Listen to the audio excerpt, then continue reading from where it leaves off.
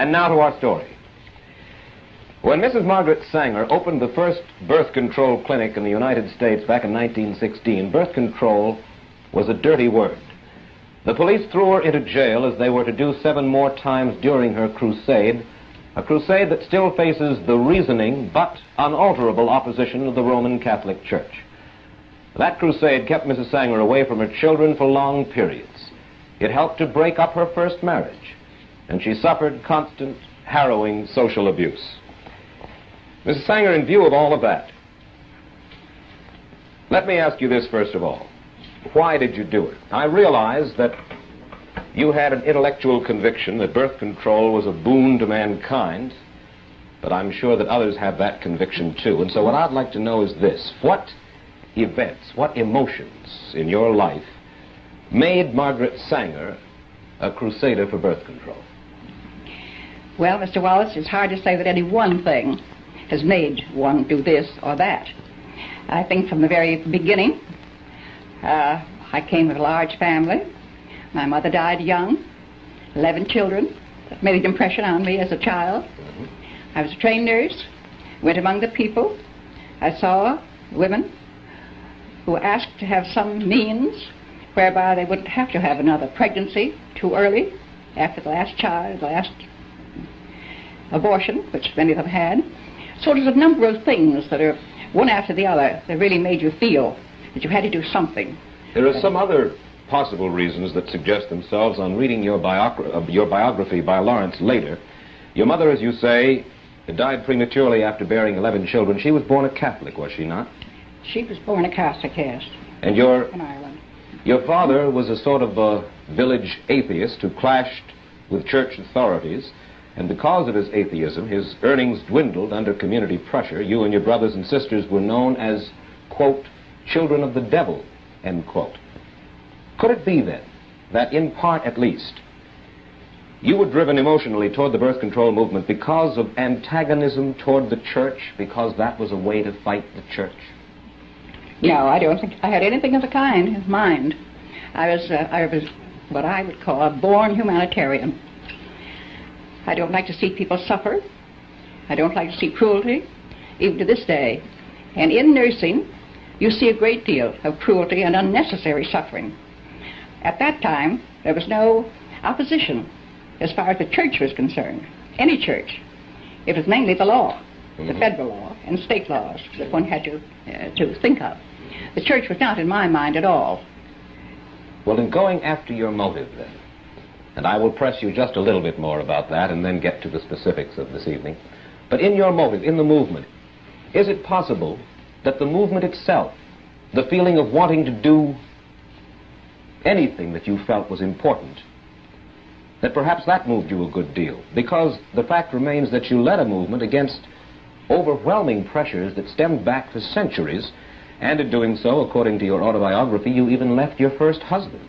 And you wrote this to a friend, Mrs. Sanger. You said, "Where is the man to give me what the movement gives in joy and interest and freedom?" Now, what was this joy, this freedom that you craved? Well, I don't remember that letter, who it was written, but I think that it was not a question of marriage at all.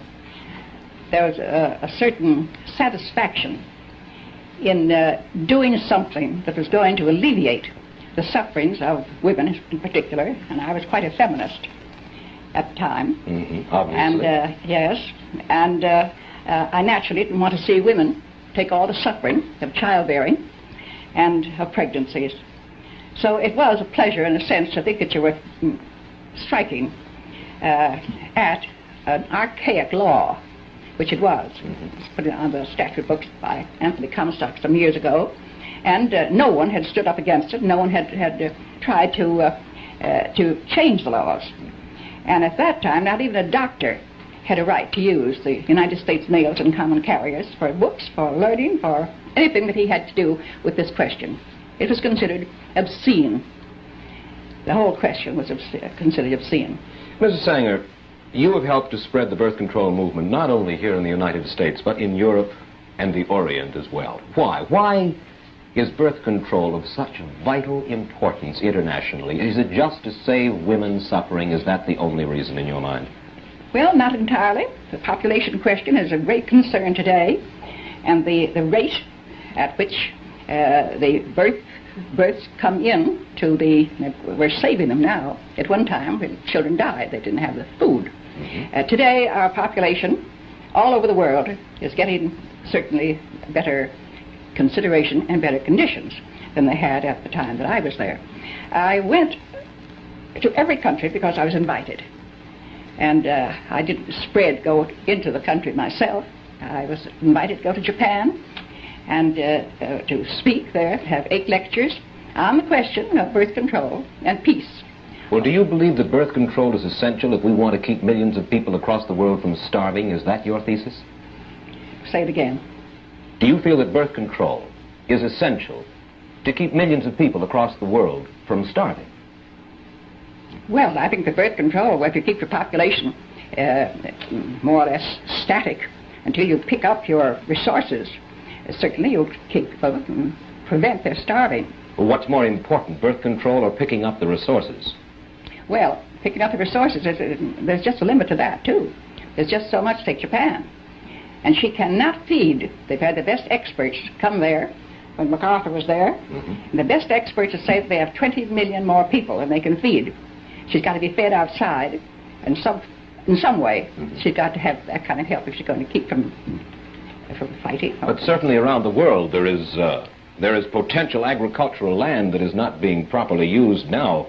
Just this past year, on May 21st, the New York Times summarized an important study of the world's food resources made by Professor James Bonner of the California Institute of Technology. Professor Bonner says the world is not using 1 billion acres of potential agricultural land, and he adds that if this land were used and present agricultural land were improved, the entire world could be fed adequately even if the population increased by 1/3 in the next 50 years. Oh, Mr. Wallace, you hear so many... Oh, Mr. Wallace, you hear so many fantastic things of what can happen, what may happen. This and that, I've heard it for the last 30 years at any rate, of what could be done, but it's never done. And the thing is, what is it now? What have we got today? A very distinguished woman spoke to me about Arizona. And she said, I wish you wouldn't talk about population. She said, all the population of the United States could be put in one state. And I said, what state? She said, Arizona. I said, did you ever hear of caliche? She didn't know that I was talking about a delicatessen or what. I said, well, caliche is harder than any rock. And it is about 3 inches below the ground, where it looks beautiful. It looks as if you could have food, it looks as if you could have corn or wheat or cotton. But as a matter of fact, you have to dynamite caliche out of the ground in order to have a little shrub, have a little grass or a few flowers. So there are many problems that when it comes to that. And the demographers, I never heard of anyone that would agree with that we could have another in the world. Another third. Well, you say that originally the opposition was in all law, and you have to fight against that. Today, your opposition stems mainly from where? From what source? Well, I think that the opposition is mainly from the hierarchy of the Roman Catholic Church. Of the Church. Well, now hierarchy. Of the hierarchy of the Church. You feel that the parishioners themselves, the lay people in the Church, are not against birth control? I feel they come to all of our clinics just the same as the non-Catholics do. Exactly the same. Well, let's look at the official Catholic position, opposition to birth control. I read now from a church publication called The Question Box. In forbidding birth control, it says the following. It says, the immediate purpose and primary end of marriage is the begetting of children. When the marital relation is so used as to render the fulfillment of its purposes impossible, that is by birth control, it is used unethically and unnaturally. Now, what's wrong with that position? Well, it's very wrong. It's not normal. It's not, it has the wrong attitude toward marriage, toward love, toward the relationships between men and women. Well, the natural law, they say, is that, first of all, the primary function of sex in marriage is to beget children. Well, do you disagree with that? I disagree with it 100%. Your feeling is what, then? My feeling is love and the attraction between men and women in many cases, the very finest relationship has nothing to do with bearing a child. It's secondary. Many, many times we know that. You see your birth rate, you talk to people who have very happy marriages and they're not having babies every year. Yes, I think that's a celibate attitude. Purely. A celibate attitude, but you agree that Catholicism, according to the tenets of Catholicism, they rule that birth control violates not only the Church's position, it isn't the Church's position, but they say that it violates a natural law, as I have just explained. Therefore, birth control is a sin, no matter who practices it. Now, the violation of the natural law, according, you certainly can take no issue with the natural law as the hierarchy of the Catholic Church regards it. Well, I certainly do take issue with it. And I think it's untrue, and I think it's unnatural. Well, let me ask you... Everything bears it out that it's an unnatural attitude to take. And how do they know? I mean, after all, they're celibates. They don't know love. They don't know marriage. They know nothing about bringing up children or any of the marriage problems of life. And yet they speak to people as if they were God. Let me ask you this question. Suppose a healthy, a well-to-do couple decide for some reason never to have children, use birth control all their lives. Would you say that your methods are being misused, Mrs. Sanger? Now, if they were intelligent people and they had some reason for thinking of children as a responsibility, or some disease that they might have that they wouldn't like to pass on to a child, and I think it would be a very unselfish attitude for them to take if there is a disease. No, I say a healthy, well-to-do couple. A couple that just doesn't want children, and for that reason they use birth control all the way. Well, do you think that that is a misuse of your methods? I don't think it's a misuse. I think if they're intelligent adults, they must know what they want. They must manage their lives themselves. And certainly there's nothing in birth control than there is in other things that you might deny yourself. I've asked you your motives a little while ago at the beginning of the program, your motives in working for birth control as hard as you have for as many years as you have. You reject the principal Catholic argument against birth control as being totally invalid. What do you think is the reason, the motive of the Church in forbidding birth control? You'd have to ask a Catholic that. I couldn't say what their motive is. Well, you couldn't say officially what their motive is, but you certainly must have an opinion about it, Mrs. Sanger. Well, I don't have much to do with the hierarchy. And I know that the people that come to our organization and want to have the same methods, or whatever it is that one can have to prevent a pregnancy, that those women will say to us, we ask their religion very often, and they say, I am a Catholic, I was raised in the Catholic Church, and my church is wrong on this. This is the one thing. I will never be anything else, but my church is wrong on this one thing. And that is said over and over and over again. So what the motive is? Well, you won't hazard a guess. I don't care to. Thank you.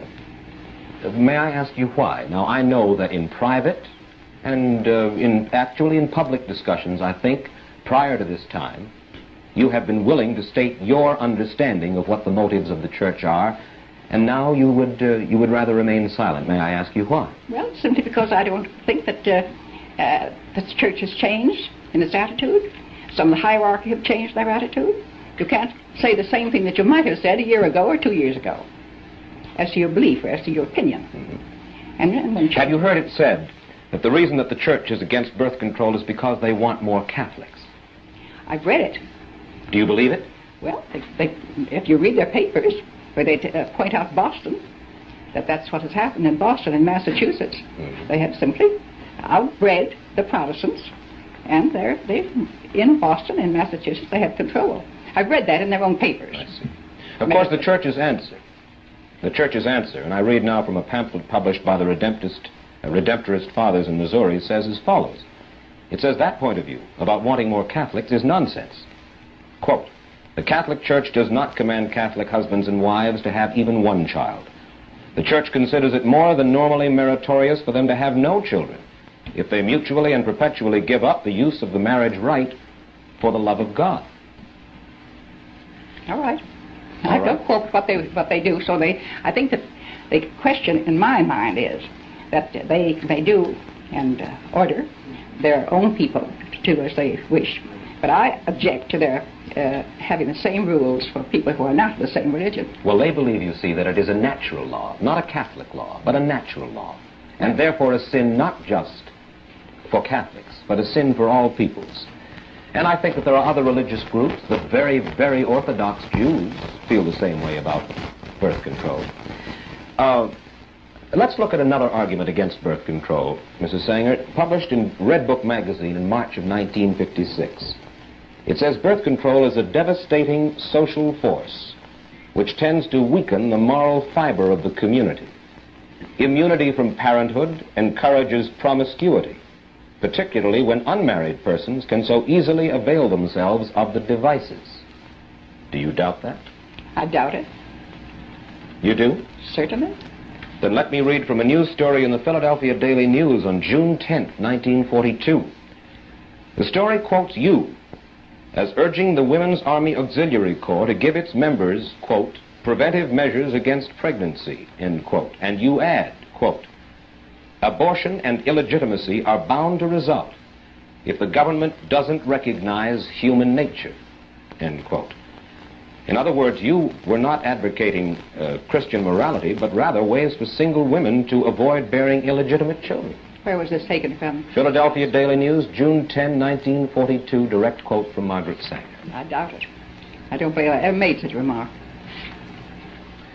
Well, in the same vein, in your autobiography, which you cannot disavow, you wrote the following about sexologist Havelock Ellis. You said he's been able to clarify the question of sex and free it from the smudginess connected with it from the beginning of Christianity. Now, what do you mean by the smudginess connected with sex, and why do you blame it on Christianity? Well, there's many reasons, of course, to say that we have more records of it from the dawn of Christianity. And I think I was speaking of Havelock Ellis as having clarified the question of homosexuals, making the thing not exactly a perverted thing, but a thing that a person is born with, different kinds of eyes, different kinds of structure, and so forth. But he didn't make all homosexuals perverts, and I felt that he helped clarify that. I felt that he helped clarify that to the medical profession and to the scientists of the world, as perhaps one of the first ones to do that. That was one of the things that I meant in that. Mrs. Sanger, do you disagree that Catholics, or do you feel that Catholics should not have a right to have a say when a city administration contemplates spending their tax dollars on birth control or the dissemination of birth control information, something that Catholics believe is sinful? If they have a right to say what they... Do you feel that they don't have a right to have a say when a city administration contemplates spending their dollars, tax dollars, on birth control? For instance, here in New York, Catholics comprise about 45% of our population. They're the largest single group. Well, don't you think they should have the democratic right to lobby against having their money spent, their tax money spent, for something that they consider evil? Well, I suppose they have a right. They certainly do it. But so have the others. They're only 45% of the population. That is not the majority. But they have a right to get up and... Certainly. I'd have no objection to their having them say that, but I think we could have the same right. I say we, I mean non-Catholics. Well, of course, this is a little bit at variance with something that you told our reporter earlier this week. You said earlier this week, it's not only wrong, it should be made illegal for any religious group to prohibit dissemination of birth control, even among its own members. In other words, you would like to see the government legislate religious beliefs in a certain sense. Where these strange things come to, that I said them, is what I should like to know when. Well, now, you know that my reporter spent a good deal of time with you. He's a very accurate young man. Yes. And this is a specific quote. Well, I don't think I said it quite that way. What are your religious beliefs, Mrs. Sanger? Do you believe in a God in the sense of a divine being who rewards or punishes people after death? Well, I have a different attitude about the divine. I feel that we have divinity within us, and the more we express the good part of our lives, the more the divine within us expresses itself. I suppose I would call myself Episcopalian by religion, and there's many other. If you travel around the world, you get quite a bit of the feeling of all religions have so much alike in the divine part of our own being. And I suppose you just couldn't put that in a book, or you couldn't put it into a phrase or a sentence. Do you believe in sin? When I say believe, I don't mean believe in committing sin. Do you believe there is such a thing as sin? Well, I think the greatest sin in the world is bringing children into the world that have disease from their parents, that have no chance in the world to be a human being, practically. Delinquents, prisoners, all sorts of things just marked when they're born. That, to me, is the greatest sin that people can commit. But sin in the ordinary sense that we regard it, do you believe or do you not believe? Well, what would they be? Do you believe that infidelity is a sin? Well, I'm not going to specify what I think is sin. I've stated what I think is the worst sin. Yes, but then you asked me to say what, and I said what, and you refused to answer me? Yes, I don't know about infidelity. It has so many personalities to it, and what a person's own belief is. I couldn't generalize any of those things as being sin. Murder is a sin. Well, that's naturally thing. Murder is a sin or not. It's a terrible act. In just a moment, Mrs. Sanger, I'd like to ask you about another social problem here in the United States, divorce. Nearly 400,000 couples get divorced in this country each year. And I'd like to get your views on the cause and possible prevention of this problem. We'll get Mrs. Sanger's answer to that question in just 60 seconds. One look at this cabin cruiser, and you'd know it's new. One puff of this cigarette, and you know it's new. It's Philip Morris, and you know by the taste. Philip Morris tastes natural, and that's why smokers like it. And they like the man's kind of mildness in Philip Morris. No filter, no fooling. Nothing artificial between you and the tobacco itself. And the box, here's something else smokers like. It's practical, crush-proof. If you haven't smoked a Philip Morris lately, get with it. You'll find a natural taste, a man's kind of mildness, a crush-proof box. Get with Philip Morris, probably the best natural smoke you ever tasted. Get with Philip Morris in regular pack or crush-proof box, probably the best natural smoke you ever tasted. Now then, Mrs. Sanger, there are nearly 400,000 divorces or annulments in America each year. What, and this is hard to do in the short time, of course, that we have, what would you recommend to cut down our divorce rate? Well, as a great many of our clinics are including in the work that they do in birth control clinics, having marriage counseling. So when the woman or the man come and complain of their marriage on the skids, we invite them to come and have special talks with some of our psychiatrists or others who are making a study of that all over the country, where we have about 500 clinics. They almost all include marriage counseling and marriage direction. May I ask you this? Could it be that women in the United States have become too independent, that they've followed the lead of women like Margaret Sanger by neglecting family life for a career? Let me quote from your biography describing your second marriage to Noah Slee. Quote, "In New York, Mrs. Sanger maintained every clause of their compact of independence. They had separate apartments, they telephoned each other for dinner or theater engagements, or passed notes back and forth." Would you call this a sound formula for marriage, Mrs. Sanger? Different people, yes. It certainly was for me and for my husband. We had a very happy marriage consulting. He had different friends than I had, and I don't believe in forcing. After all, we were two adults, and forcing your friends on another person who may have an entirely different outlook. It worked out very well. I know that it did. You have two sons. One final question. You have two sons. How many children have they? Would you like to see them? I would indeed. As well as How many children? That's 6 in this family? 5 boys and a girl in that family. And in the other family? 2 girls.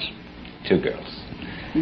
Miss Sanger, I thank you so much for taking time out and coming and talking to us here this evening. And Mr. Wallace, I've never smoked, but I'm going to begin to take up smoking and use Philip Morris as the cigarette for me to take. Well, I thank you very much, Mrs. Sanger. Indeed. In the eyes of some, Margaret Sanger has been a heroine. In the eyes of others, she's been a destructive force. The purpose of this interview has been not, of course, to try to resolve this issue, but to open it to a little sensible discussion. This was done with the feeling that all of us, regardless of our beliefs, can do nothing but profit from a free exchange of ideas.